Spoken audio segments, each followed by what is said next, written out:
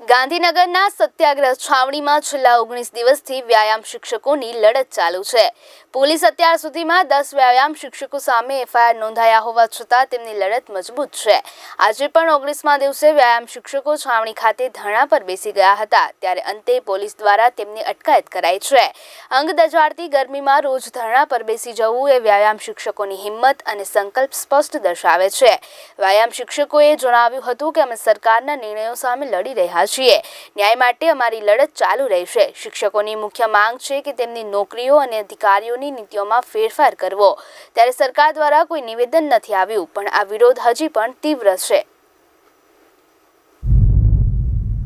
આજે અમારા વ્યાયામ શિક્ષકો આજે સત્યાગ્રહ છાવણીની અંદર છેલ્લા 20 દિવસથી ધારણા ઉપર બેઠા છીએ અને અમારા 15 વર્ષથી અમારા વ્યાયામ શિક્ષકોને આ સરકાર દ્વારા ભરતી કરવામાં નથી આવી અને છેલ્લા 7 વખત અમને ડિટેન કર્યા। આજે 8મી વખત અમને ડિટેન કરે।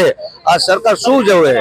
અમારા વ્યાયામ શિક્ષકોની ભરતી કરવી નથી અને આ ધમકાવવાની, બીવરાવવાની આ પોલીસને આગળ કરી અને અમારા વ્યાયામ શિક્ષકો ભાઈઓ અને બહેનોને બધાને પોલીસ સ્ટેશન લઈ જઈ ન્યાય ધમકી આપવામાં આવે અને બધા ઉપર કાલે 10 જણા પર કેસ કરવામાં એના આગલા દિવસે 10 ઉપર કેસ કરવામાં, આમ કરીને શું અમને દબાવવામાં આવે?